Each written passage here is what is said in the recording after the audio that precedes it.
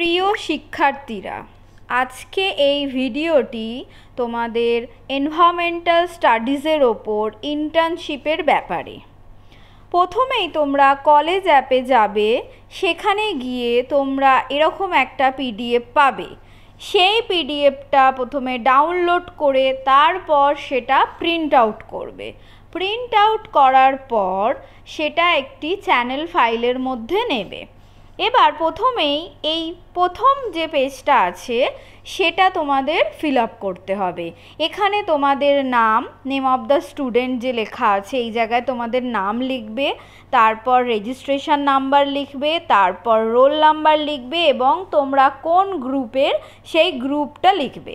এর পরের যে পেজ, এই পেজটাও তোমাদের ফিল আপ করতে হবে। কি কি লিখবে? তোমাদের নাম লিখবে, তোমাদের রোল নাম্বার লিখবে, রেজিস্ট্রেশন নাম্বার লিখবে, গ্রুপ লিখবে। এই রোল নাম্বারটা অবশ্যই তোমাদের সিউর রোল নাম্বার হতে হবে। এরপরে চলে আসি প্রধান বিষয়ের ওপর।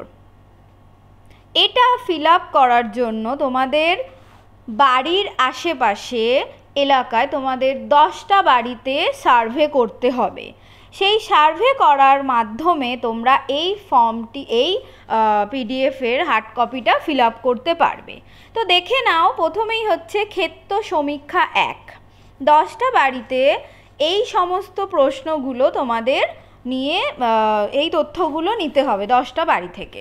দেখো, সারণী ক তে দেওয়া আছে 2 বা কম জন, এরকম কতগুলি পরিবার তোমরা পাচ্ছ। পাশের যে বাক্সটা আছে, যে ঘর আছে, সেই ফাঁকা জায়গায় তোমাদের সেটা লিখতে হবে। 3 জন, 4 জন, 5 জন, 5-এর অধিক, এরকম কতগুলো পরিবার আছে। ওই 10টা পরিবারের মধ্যে আমি ধরে নিচ্ছি 2 বা কম জন আছে 3টে পরিবারে, তো সেটা লিখবে পাশে 3। এবার এর ঠিক পাশেই যে দেওয়া আছে এই গ্রাফ পেপারের যে অংশটা, গ্রাফের, এটা তোমাদের ভর্তি করতে হবে। এটা কিভাবে করবে তোমরা দেখে নাও। এই যে পাশে দেওয়া আছে 2 বা কম জন, এটা আমি ধরে নিচ্ছি তোমরা পেয়েছো 3টে বাড়িতে। তাহলে এই যে নিচে দেখো A B C D E, এটার মানে হচ্ছে এদিকের A B C D E মানে 2 জন, 3 জন, 4 জন, 5 জন বা 5-এর বেশি। আমি ধরে নিলাম 5-এর বেশি কেউ নেই, মানে 0। 5 জনে হয় 5 জন আছে এরকম পরিবার, 3 জন, তারপরে 2 জন, 1 জন, 3 জন। তো এইদিকে দেখো পরিবারের সংখ্যা, আমি প্রথমেই বলেছি যে 2 বা কম জন, এটা আছে 3 জন, মানে 3টে পরিবারে এরকম দেখা গেছে। তো এই এ যে আছে, এই এ থেকে 3 পর্যন্ত পুরো বাক্সটা তোমাদেরকে ভর্তি করতে হবে। তো এটা করবে কিভাবে? এইভাবে।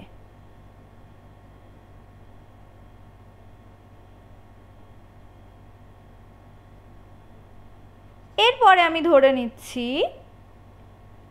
তোমাদের আছে পরের যেটা, সেটা হচ্ছে 1 জন একটা পরিবারে, তাহলে তোমরা এইভাবে করবে এটাকে ভর্তি। তো এইভাবে তোমাদের জিনিসটা করতে হবে।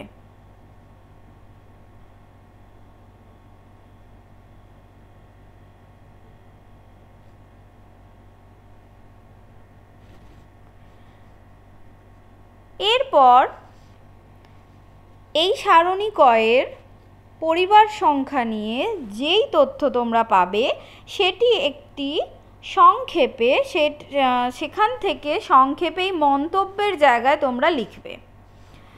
এরপরে চলে আসছি সারণী খ, পরিবারের সদস্যর শিক্ষাগত অবস্থা। ওই 10টা পরিবার থেকেই সেটা উঠে আসবে। 5ম শ্রেণীর নিচে এরকম কতজন আছে, 10ম শ্রেণীর নিচে কতজন আছে, 10ম শ্রেণীর ওপরে কতজন আছে, দ্বাদশ শ্রেণীর ওপরে, আর স্নাতক কতজন আছে। ঠিক একইভাবে কিন্তু এই পাশের ঘরটাও ফিল আপ করতে হবে। আমি ধরে নিচ্ছি ডি বা ই, স্নাতক আছে এরকম 10 জন, স্নাতক আছে এরকম ধরে নিচ্ছি 4 জন। তাহলে তোমরা কি করবে? এই পাশে যে স্নাতক দেওয়া আছে মানে ইতে গিয়ে তোমরা 4 জন, মানে এইভাবে সেটাকে ফিল আপ করবে, পুরো ভর্তি করবে। ঠিক আছে, ধরে নিচ্ছি পঞ্চম শ্রেণীর নিচে কেউ নেই, দশম শ্রেণীর নিচে আছে একজন, তাহলে সেটাকে করবে এইভাবে। আচ্ছা, তারপরে দশম শ্রেণীর ওপরে আছে ধরো দুজন,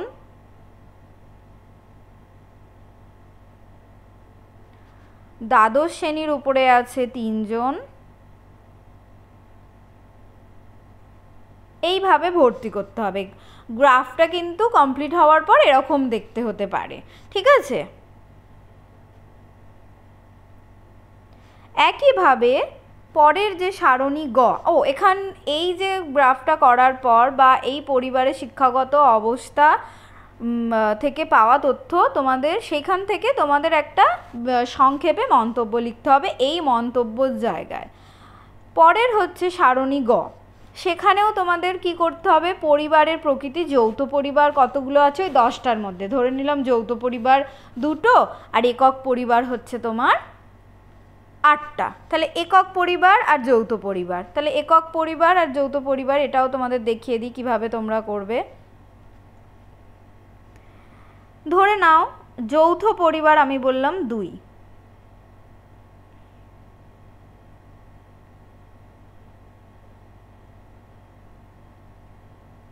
তাহলে এটাকে এইভাবে ফিল আপ করবে। আর একক পরিবার তো এখানে 5 অপশন আছে, তো 5টাই আমি দেখাচ্ছি, এইভাবে ফিল আপ করবে। তো এরকম দেখতে হয়ে যাবে। এটার থেকে পাওয়া তথ্য অনুযায়ী আবার যা তোমাদের এই মন্তব্যের জায়গায় লিখতে হবে। পরের হচ্ছে সারণী ঘ, পরিবারের সদস্যদের পেশাগত অবস্থা, চাকরি করে কতজন, ব্যবসা করে কতজন, চাষাবাদ করে কতজন, দৈনিক মজুরি ভিত্তিক রোজগার, অন্যান্য। ঠিক একইভাবেই পাশের গ্রাফ যেটা দেওয়া আছে সেটা ওইভাবে পূরণ করতে হবে। এরপরে আসছি সারণী ঙ, এখানে বলা আছে তোমার পরিবারে উৎপন্ন আবর্জনাগুলি সম্বন্ধে তথ্য জানাও। রান্নার পর জ্বালানি দ্রব্যের আবর্জনা কি করা হয়, জমিয়ে রাখা হয় না নষ্ট করা হয়, যেটা করা হয় সেটা তোমার পরিবারে কি করা হচ্ছে সেই অনুযায়ী লিখতে হবে। খাদ্য সবজি ব্যবহারের পর আবর্জনা জমিয়ে রাখা হয় না নষ্ট করা হয় সেটা লিখবে।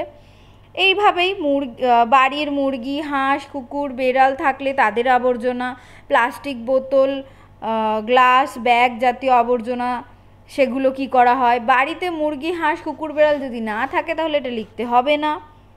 এবার উপরোক্ত আবর্জনাগুলি কোথায় রাখা হয়, উঠানে, রান্নাঘরে না বারান্দায়, সেটা তোমাদের এই পাশে লিখতে হবে। এটা কিন্তু জমিয়ে রাখা হয় বা নষ্ট করা হয় নয়, এটা তোমাদের লিখতে হবে উঠান, রান্নাঘর, বারান্দা, এটার মধ্যে কোনটা সেটা তোমাদের লিখতে হবে। পরবর্তী হয়ে চলে যাই সারণী চ, তোমার পরিবার তথা পাড়ার, গ্রামের, শহরের পরিবেশ এবং স্বাস্থ্য সম্বন্ধে তোমাদের লিখতে হবে।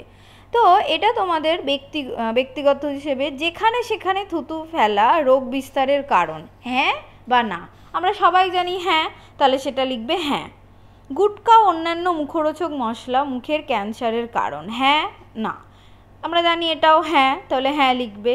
এইভাবে পুরো দেওয়া আছে, এগুলো পরপর পড়েই তোমরা লিখতে পারবে এবং একইভাবে এটা থেকে পাওয়া একটি বিষয়বস্তু খুব সংক্ষেপে মন্তব্য আকারে লিখতে হবে। এরপরে চলে যাই ক্ষেত্র সমীক্ষা 2, তোমার পরিবেশের হাওড়া জেলার মাটির পরিচয়।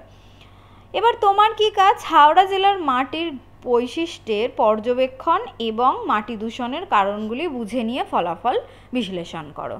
প্রথমেই দেওয়া আছে মাটির প্রকৃতি, মূলত এঁটেল, দোআঁশ, বেলে দোআঁশ মিশ্রিত অঞ্চলে দেখা যায়। এই যে জিনিসটা তোমাদের এর মন্তব্য যেটা লিখবে, এই যে সারণী ছ, সেটা তোমরা পেয়ে যাবে এই পিডিএফটারই একেবারে শেষের দিকে, সারণী ছ। তো দেখো এই 1 নম্বর পয়েন্টটা যেটা দেওয়া আছে, এঁটেল দোআঁশে কাদার পরিমাণ অন্যান্য উপাদানের তুলনায় কিছু বেশি, ধান বিশেষত আমন, আলু, নানা রকম শাকসবজি উৎপাদনের যোগ্য। তাহলে এই পয়েন্টটা ওই ফাঁকা জায়গায় লিখতে হবে, এরকম